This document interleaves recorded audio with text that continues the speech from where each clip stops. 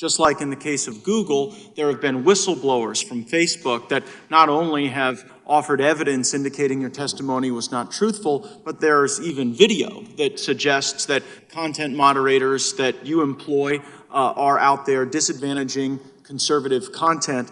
I'm wondering if you are familiar with the experiences of Zach McElroy and Ryan Hartwig, two people who participated in Facebook content review, and what is your response to the very damning video evidence and the testimony from them that the culture that you lead within Facebook is one that disadvantages conservatives and leads to content manipulation?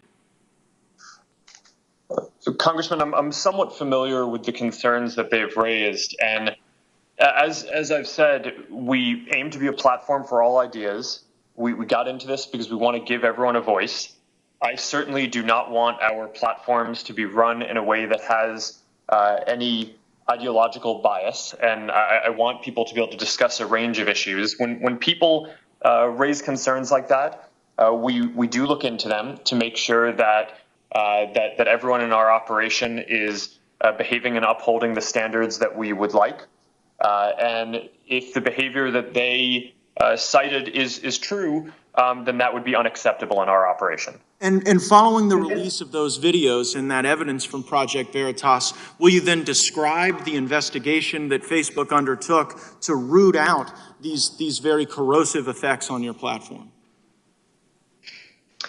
Congressman, I'd have to get back to you with more details on that, but I know that we have ongoing training in what we do, and we certainly will look into any complaints that come up, and we want to make sure that in how we run the content review teams, that it's done in a way that reflects the values of the company around giving everyone a voice and being a platform for all ideas. I'm concerned that the content review does reflect the values of the company, but those values don't in fact give everyone a voice. They prejudice against certain content. And while I appreciate training as a prophylactic endeavor to try to guide future content, it seems disingenuous for you to suggest that these videos come out that are very damning, that show the people that you trust with content moderation admitting on video that they disadvantage conservatives, that they label people who support the president as a way to push down their content and limit the reach of that content, for you to then come to us many months later after that was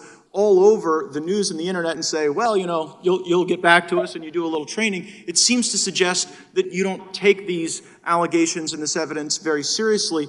So I'll ask the question perhaps in a different way. Would you revise your in your prior testimony to Energy and Commerce, you said this does not happen, it cannot happen. Would you at least be willing to acknowledge, based on the irrefutable evidence before us that you don't seem to have investigated, that it is possible that at Facebook, your employees do have the power to disadvantage conservative viewpoints, and that they in fact have used that power in ways that we need to root out? Congressman, my testimony in the past and today is about what our principles are as a company and what we try to do. Of course, when you have tens of thousands of employees, people make mistakes, people have some of their own goals some of the time, and it's our job in running the company to make sure that we minimize errors and that we make sure that the company's operations reflect the principles that we intend to run it on.